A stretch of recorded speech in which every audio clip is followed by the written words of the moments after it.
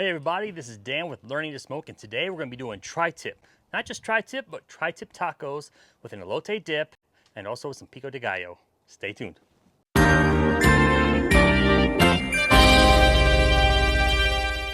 Okay, so tri-tip, you probably wonder what a tri-tip is. Tri-tip is actually a cut of beef that comes from the lower sirloin of the cow, and it gets its name because it's triangular in shape, but also it has two different grains, so it's very unique in that way.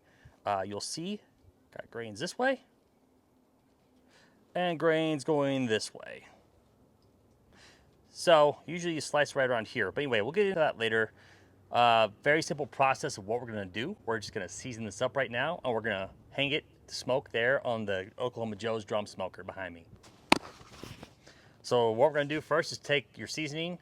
Take any kind of beef blend that you like. This is a beef blend that I'm working on. It's got some salt, pepper, garlic powder, onion powder, some other ingredients too. But anyway, looking to release my own line of seasonings here, so stay tuned for that, and this will be one of them. All right, so we season that up. Amount of seasoning that you put on, I say go light to moderate. When you're doing thicker cuts of meat for longer times, like a longer period of time, like for example brisket, I'd say go heavy on the seasoning. But as you can see here, I think I went pretty moderate. I mean, it's completely covered. Got those good herbs and seasonings on there. So now what we're going to do is hang this on the drum. We're using the Oklahoma Joe Bronco Pro drum smoker. And I've got this hook right here. We're going to hook that in. Just like that. And now let's hang it on the grill.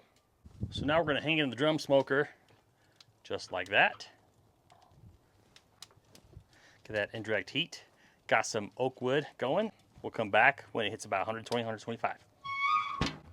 You know what? I normally don't do this, but what I'm going to do is measure this temperature with this ambient probe that I'm going to use. It's from ThermoWorks. It's a Smoke X4. Here, I'll show you. Looks just like that. Cool thing about this is that you can measure up to 4 things at once, including ambient temps.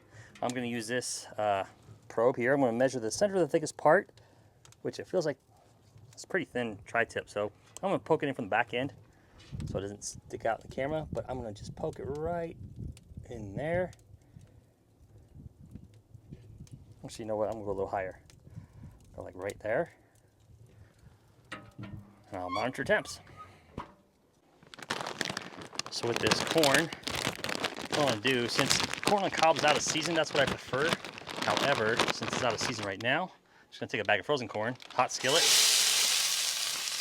do that. It's important to spread it evenly. It's a hot cast iron skillet right now, so this shouldn't take terribly long.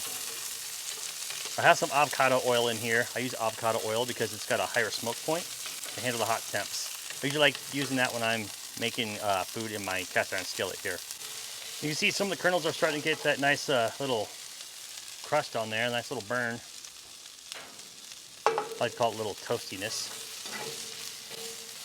It's like we're getting grilled corn off a heat of a cast iron skillet. This corn is toasted enough. Got enough cook and little char on there that I want. Now I'm going to put it into a bowl here. Like that.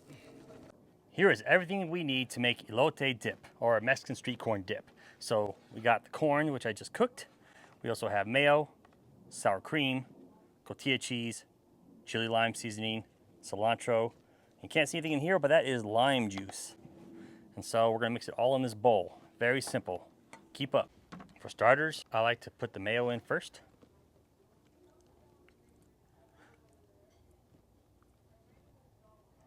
This is at least a half cup of mayo. I like to go half, 3/4 cup.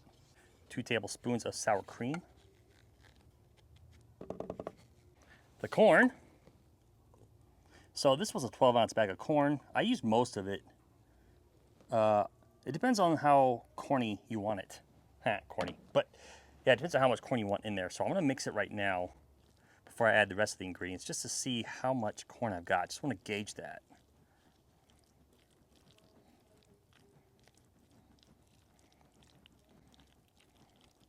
And if my ratio's off, I can't really take out the kernels. Well, I can, but it'll take a long time. So I will just add more mayo if I want, or more sour cream. I think it's looking pretty good. I'll add a little more corn though. I don't know what y'all think at home, but that's what I'm gonna do. Just a little bit more, like that.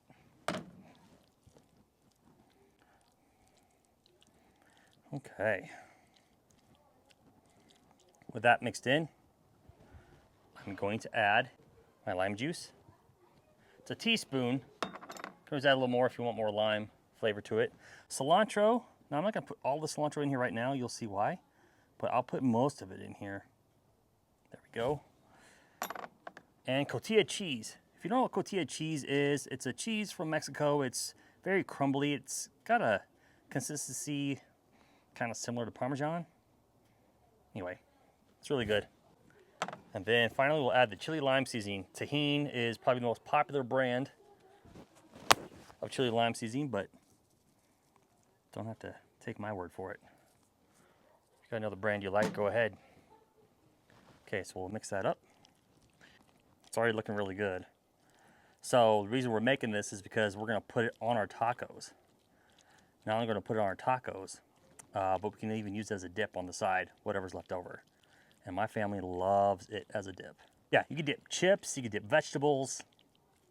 It's very versatile. So what we're gonna do, take some cilantro for topping it. That's the garnish. There we go.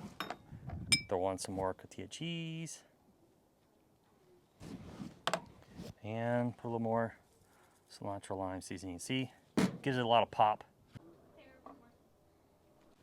So as I said, you can use chips. I like to use these little scoop chips. Very easy to do. Heavy and they very flavorful. Take a bite. So good. It has been about an hour and we're at 125 degrees, which is the temperature that I wanted for this one right now. It's looking really good. And we're gonna sear this thing. So what I'm gonna do, I'm gonna show you what to do here actually with the drum smoker, how I like to sear. So first I'm gonna lay this down on the cutting board. I'm gonna pull that out. Make sure you have high temp gloves just like this. So here's the fun trick. High temp glove, grab this coal basket, it's still hot, set it down on my concrete patio here. I'm gonna put the deflector in, just like that. And we'll put the coal basket back on, like that. And now I'm gonna put my grill grates on, like this. There. Now we can sear. We've got the heat source very close. You see it's very hot right now. What I'm gonna do is take a cast iron skillet, put that right there, let that heat up, close down the lid. All right, time to sear this tri-tip. Gotta love that sizzle.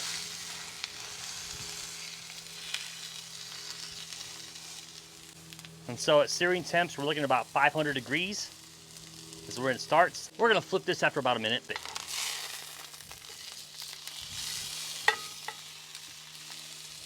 see that nice crust we got there. Looks like some of that avocado oil got on the edges, but yeah, look at that. Looks beautiful. So we'll sear over here for about another minute too. We have seared for a minute on this side. See? Got a good crust there. Here. There we go. Look at that. Off to the cutting board. Now here comes a crucial part that some people overlook, and that is resting the tri-tip, or resting any kind of meat that you cook really. So what's happening here is we're gonna let this rest for about 10 to 15 minutes. So what's happening here during the rest is that the muscles are relaxing, because if you think about it, meat is a muscle.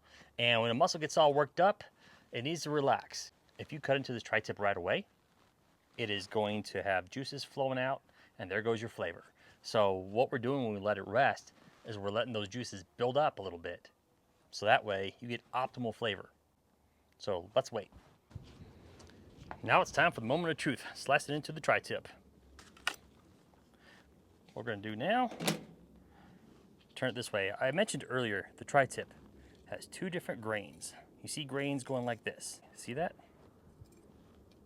Then also you may see these right here. So what we want to do is cut somewhere right in the middle here. It won't be a perfect cut, but we'll do our best. Okay. Then start cutting. The way you like to cut steak slices, I try to go pencil thin.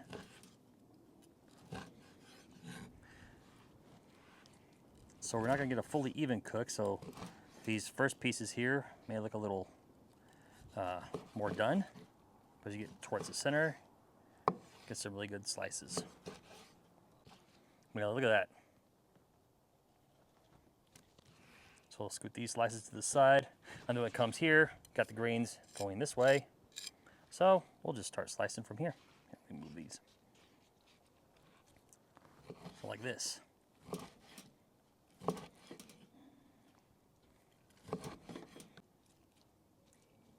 I'm going to cut them up into pieces because these are going on tri-tip tacos. Okay, now for the moment of truth. We're going to put these tacos together. Grab some warm corn tortillas. Restaurants usually double layer them. These are store-bought, so I'm going to double layer them. Had a buddy of mine tell me that usually if it's a good corn tortilla, you don't need double layers. It'll hold up.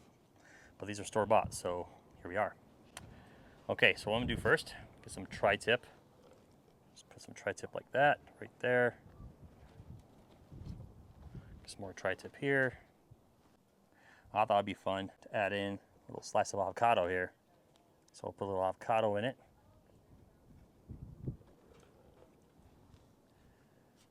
This was a spur of the moment thing. I hope you don't mind having a little avocado on your taco.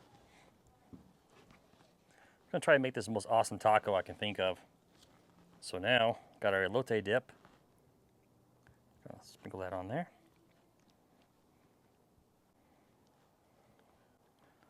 I think it's looking really good, y'all. And also, I made a little pico de gallo.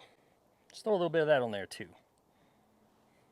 I usually love cilantro and onions on my street tacos. It's got a little jalapeno in there too. I forget to say that right. Jalapeno in there too. All right, now I gotta try it.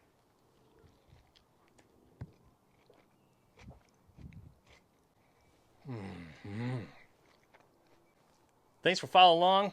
Make sure to like and subscribe.